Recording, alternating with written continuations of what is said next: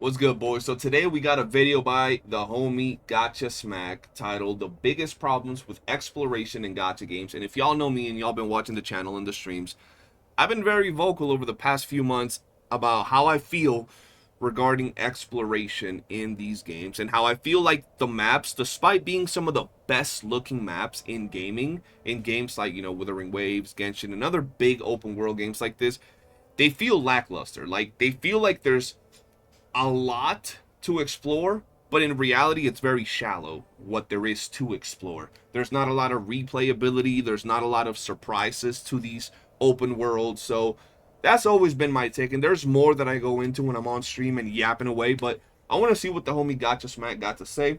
I got some food, so we're gonna eat while we check him out and see what he has to say. A very insightful discussion as to why exploration inside of a gacha game will forever remain shallow. Now, there is a caveat to this, and that is when the main story quest is updating, that's when you get the absolute best exploration experience. And the reason that is because many of the world building aspects are tied to that MSQ progressing. Not only that, but the music, ambiance, and vibes, new music, ambiance, and vibes, map expansion, all of it's tied to the MSQ progressing. But 100%. Every time they add a brand new region, a brand new MSQ, it gives a lot of exploration. It gives a new vibe to everything. But that thing lasts about a day or two in these gacha games. They don't give you a lot of things to do outside of that. And, most of these gacha games have like a 2-3 hour story whenever a new patch drops. You explore doing the new puzzles around the area, and within 2 days there is absolutely nothing else for you to do apart from going back to the daily logins and stuff. the problem with this is it's very linear, controlled, and it doesn't give off a genuine adventure. The adventure is very much finite and tied to that update patch. And most importantly, once it's done, it leaves you with a world that feels very bland and empty. And I want to explain precisely why that is, what elements are lacking, and why this is the experience and case. Now, I'm going to let him talk and everything, but I do want to say it's simple. It's because of the genre of gaming that we're in. We're in the gacha space. They can give you an extremely rich experience where you have tons of stuff to do and the world feels alive, because that's not the main concept behind these games. It's the gacha in itself. And they simply can't do it. On top of that, we can go into a lot of other things, but if they add too much to the world, it would make it so it can run on like mobile devices that we know gacha gaming is very popular on. So at the end of the day, guys, I think it's because of the genre. It's that simple. Gacha gaming, the way that the games and the market is structured, is what prevents us from having a very fulfilling, deep, open world exploration. I want to talk about the big pro of the aforementioned things. They all tie into only one component of exploration. They don't make it up entirely. That is world design. You'll notice that gacha companies do not hold back on their budget allocated to world design. That's because it's the biggest component that can pump fake the viewer into believing there's more to offer. Look at how beautiful our world is. Look at that music, that ambiance, those vibes. Man, those stunning visuals look great, don't they? I bet it's a whole lot to explore. Not really, but they do in fact do a damn good job, don't they? In fact, I dare say the world design in these gacha games is not only the best in its genre, it's the best, probably debatably, in the entirety of the gaming industry. Sometimes 100%, bro. It's like I was telling y'all, the gacha gaming worlds, when you look at worlds like Genshin Impact, Wuthering Waves, Tower of Fantasy, those are just some of the top games I can think of right now when it comes to open world design. They look very, very good. There's a lot of things for you to look at that are very, very nice, but that's as far as that goes. Sometimes I take a look at these things and I go, holy shit, I don't think I've seen a better atmosphere than the one before me right now. However, as we see many times in gaming trailers, just because it looks good doesn't mean it is good. Let's start off with monumental problem number one: treasure hunting.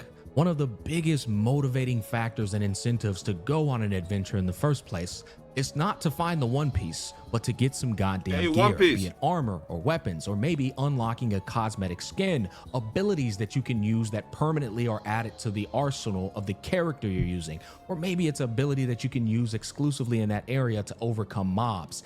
Bro, how many times have I said I want them to make open world games, these gacha games, where if you explore and you kill a bunch of enemies, you have a chance to drop a cosmetic. It doesn't hurt the company to make.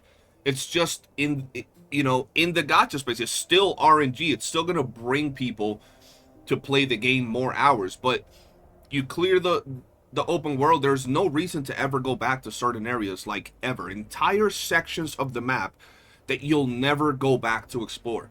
Cosmetics, little things that you can equip, charms that might make you a little stronger, something basic like that, that it's within the game. Give it a little bit of an RPG element to the gachas would be amazing. Not every type of power up or cosmetic has to be through paid means, if y'all know what I mean. Or allies in and of themselves to take with you on your adventure. And lastly, hidden discoverable places where maybe you get a nice little Easter egg, which, to be fair, that part does exist in gacha games. Although quite scarce, it is there. Sometimes you can get a hidden area though, and maybe you have some special connection with the character, and if you never went to that area, you never would have had the interaction. These are the kind of things that make up treasure hunting in a game for a very positive explorative experience. And the reason they don't exist in a gacha game, well, that would cut into the heaping amounts of revenue that they bring in month over month. Yep. They can't add armor and weapons to your explorative experience because they're selling you those things inside of their microtransactions. They can't add skins in there because they just don't want to do that. They'd rather sell that to you as well. Yep. Abilities affect the very inherent design of a gacha game because abilities are sold to you through selling the characters to you. All of the things that make up a very fun experience for treasure hunting is tied to microtransactions and their monetary incentives. And another reason you can't obtain gear through exploration is because that would clash with the very idea and concept of a stamina consumption system. And no, a stamina consumption system isn't designed to prevent you from burning out. You're giving them too much credit. It's designed to encourage you to refresh to spend money. Gacha developers know it's encouraging you to refresh and spend money to get more things. And it's also encouraging you to come back every single day so you don't miss out on that stamina that you have there, so you can actually progress. Because in the back of your mind, if you're liking the game, you know that if you don't log in for 2-3 days, you're going to be missing out on that stamina. You're going to be falling behind because you're not using your stamina. That's why that's there. It's not really to stop you from gaming too much. It's to make sure that you either spend money to get more out of your grind, or to make sure you keep coming back to keep grinding. That's the reality of it. good and well how impatient gamers can be when they want to have good gear. And so they put that stamina system in there because they know you're going to run into that wall and go, damn it, I want to farm some more and I want to get my gear now. Guys, one of the most amazing experiences I've ever had in the realms of exploration was from Final Fantasy 7, 8, 9, and 10. And Yo, he's bringing the OGs, goddamn. that was discovering legendary weapons and summons for my characters. Oh my god. And you know what was cool about this is before the game got fully fleshed out and we freaking giga no-lifed it and discovered it all, and now the guides became accessible on the internet, you had to go and find these things. You would get a magazine in the mail that would show you, or you could buy it with the game's purchase, and it would show you what the weapons look like, but it wouldn't tell you where they were, right? Or it would show you what the summons look like, but they wouldn't show you where they were. And so you were deeply motivated before beating the game, or even after beating the game, to go out in the world and explore and find these legendary weapons and these legendary summons that were incredibly powerful and incredibly unique to your gaming experience. This ties into going out to explore, right? I remember when Wuthering Waves was going to come out, and this was way back. There was a YouTuber that dropped a video talking about how Phantom Echoes, or the Shiny Echoes, felt like a very lackluster system. So I remember I made a reaction to it, and I didn't attack him, but I disagreed with him, because in my mind, I was like, there is no way that Kuro was going to make a shiny system or a phantom version of an Echo, you know, make them cool looking, different colors, and make it so superficial as this guy's trying to say. Well, The comments were agreeing with me. They were all up on the dude.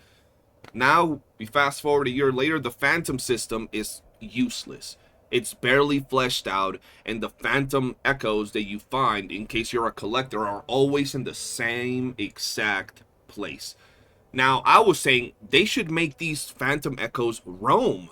Why don't they make echoes roam at least certain areas, even if it's just the Phantom versions of them, or have them randomly spawn between all the already placed, you know, NPCs of an area? Nope, nothing. There's really no reason to go out and look for things because it's always in the same place. You never have to like discover anything. It's always in the same place. Whether you're watching one CC, another CC, playing yourself, or your little brother's playing on your account, it's always in the same place.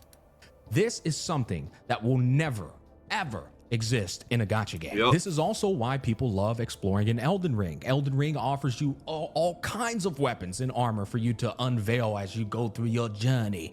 And there's even rich amounts of lore to pick up, and you never know who the hell you're going to run into, and you have the option of killing them or joining them.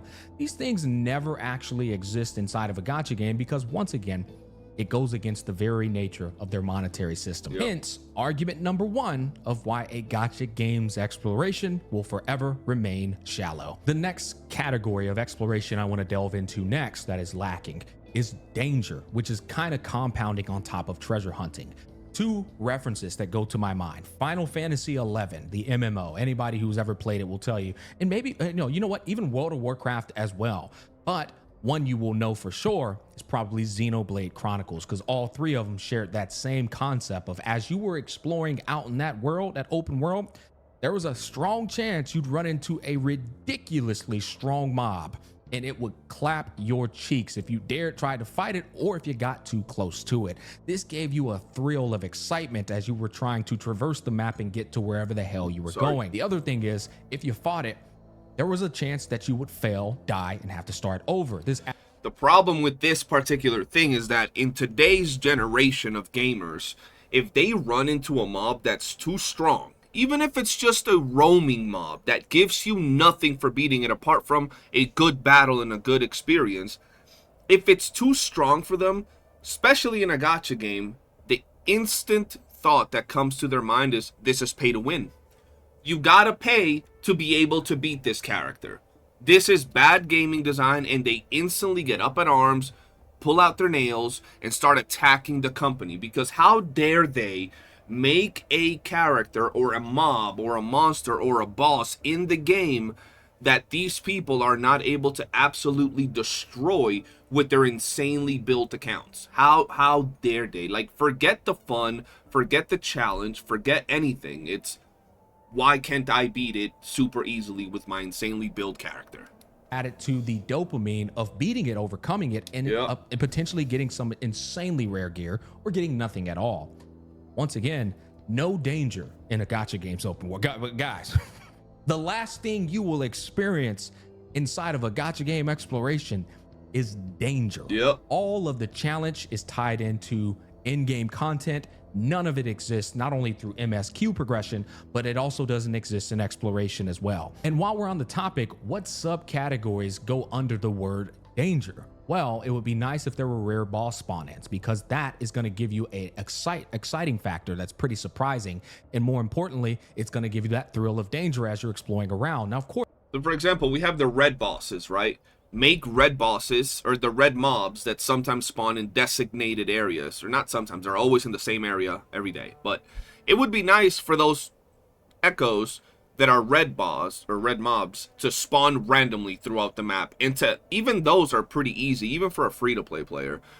It would be good for them to have like modifiers. Like, there are events that give modifiers to some characters, like more defense, more attack, things like that. Why can those spawn in random overworld mobs?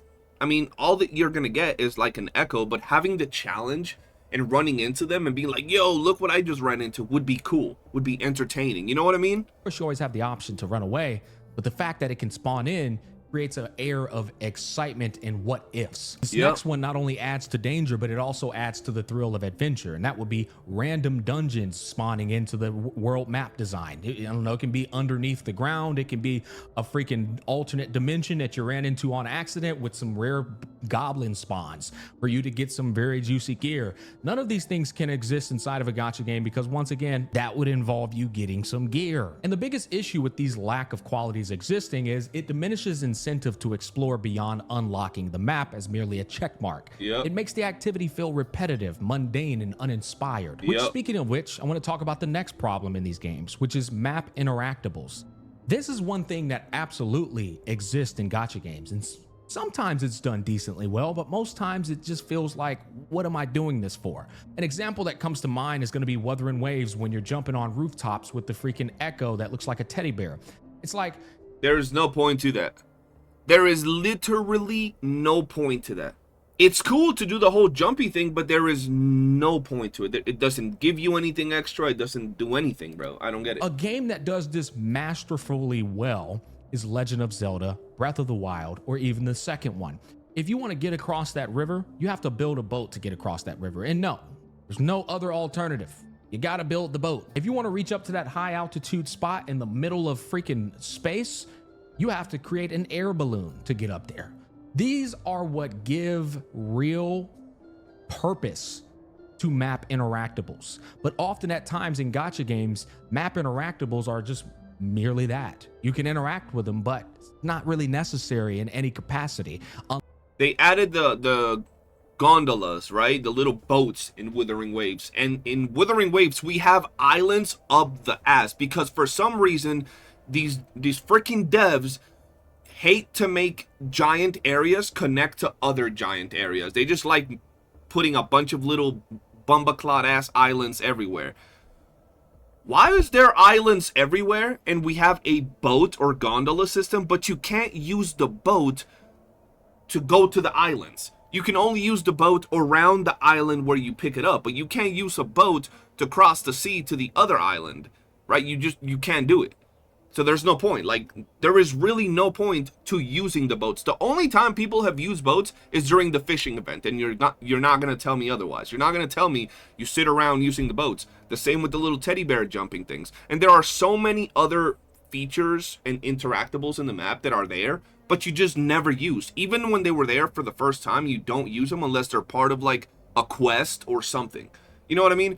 And I get it. Well, they're not going to add an entire map that you're going to, you know, an ocean where you can cross it. That's too much unnecessary space, bro. It ain't that deep. It was just an example. But there's a lot of interactables, like he was saying, that really serve no purpose, that you can just bypass completely and you never even need to, you know, interact with them. Unless, of course, you're doing some puzzle. But the puzzle at the end of it doesn't reside something that's going to be very like enticing to you. It's usually just currency that equates to a speck of dirt. Map interactables, to me, based off my experience with gaming, should be placed inside of a game primarily to enhance your experience to traverse to certain areas and to overcome traversal barriers. But often at times in gacha games, that's not the case. In essence, exploration systems are deliberately designed not to overshadow or replace the gacha mechanic. Developers favor controlling progression and rewards through monetary systems rather than rewarding players fully via exploration. Now, this next one I want to talk to you about is an interesting one because I don't believe it would take away from their monetary incentive at all. In fact, it would only add into the value of the current existing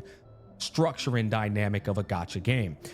I'm gonna be honest, half of these things that Smack is saying wouldn't even take away from the general structure of the game. For example, right, if they were to give us cosmetics for exploration or beating certain challenges in the game, they can still make them relatively basic, right? They could make it so it's like a basic sword skin for 4-star weapons.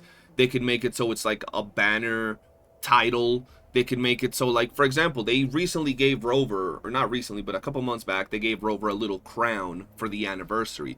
They could make it so instead of the crown, you get a little hat, or you get, like, a little, you know, chain on your Rover. Something so minimalistic that it wouldn't take away from the fact that if they decided to drop a micro bikini Shang Li skin, people would not buy it. They would still buy it. If they dropped a super cool, like, dark paladin looking Rover outfit, you would still buy it because all you got was like a little cowboy hat, right?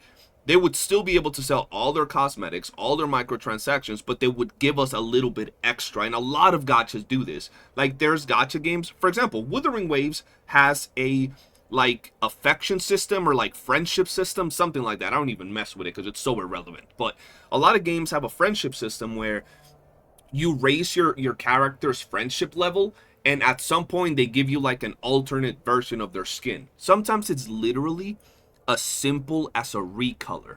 They don't do anything new, just a recolor. And we have recolors in WUA. Not too long ago I did the Carlotta side story, and they have her in a black and white outfit. The same outfit she wears, it's just black and white. Why don't they make it so when we do these companion stories that they always add with these characters, they give us alternate color variants of the character's outfit? You would get it for free, and if then they drop a really cool version of an outfit for that character, you would still buy it because it's a brand new version of the outfit. It looks totally different and it's cool.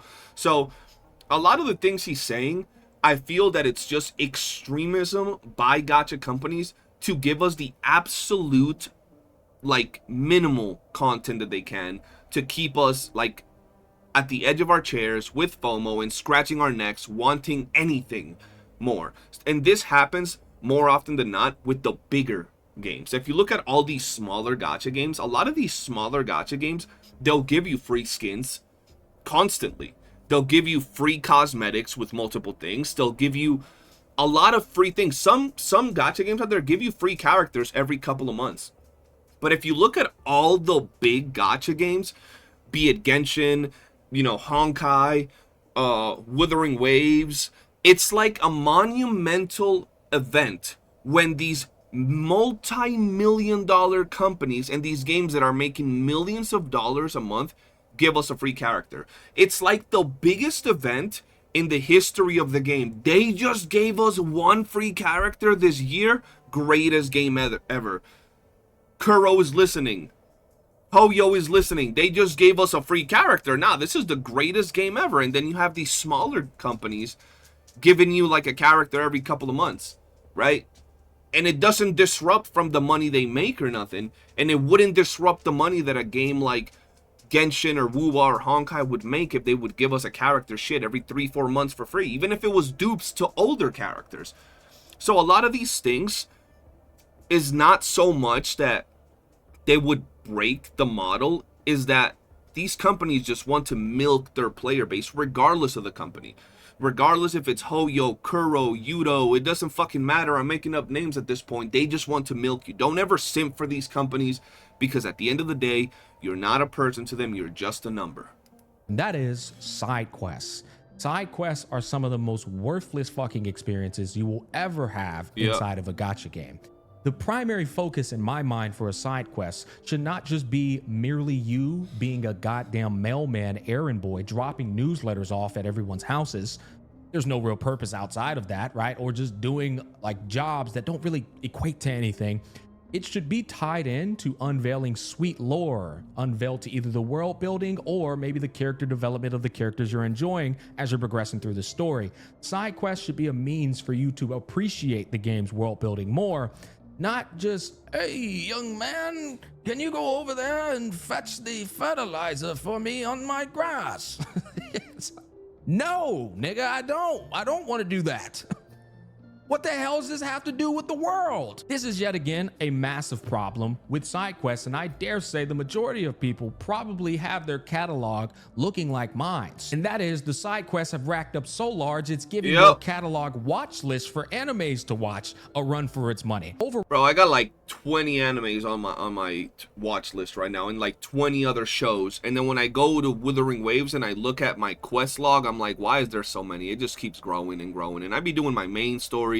I do quests every now and then, but I'm simply not motivated to do some of these random quests. I'm just not. Because I know that at the end of the day, yes, I'm going to get a nice little lore drop sometimes, but at the end of the day, all I'm going to get is like 200 astrite, some coins, and a fried chicken. Like, that's it. I ain't going to get nothing super special or account changing, and I can go without, you know, the 20 minutes of lore drop that they do on me when it's not even that relevant, you know? Overall, while initially exploring in gacha games can enhance the world building and the atmosphere, it's generally not a core rewarding gameplay loop. It often serves merely as a backdrop or a mild distraction from the gacha focused progression, limiting long-term engagement and immersion. This design choice is largely driven by monetary incentives restricting meaningful exploration, which I find very problematic. Don't get me wrong, there's always a middle ground where we can meet, where they're still gaining heaps of revenue while still preserving the quality of the game's overall exploration experience. But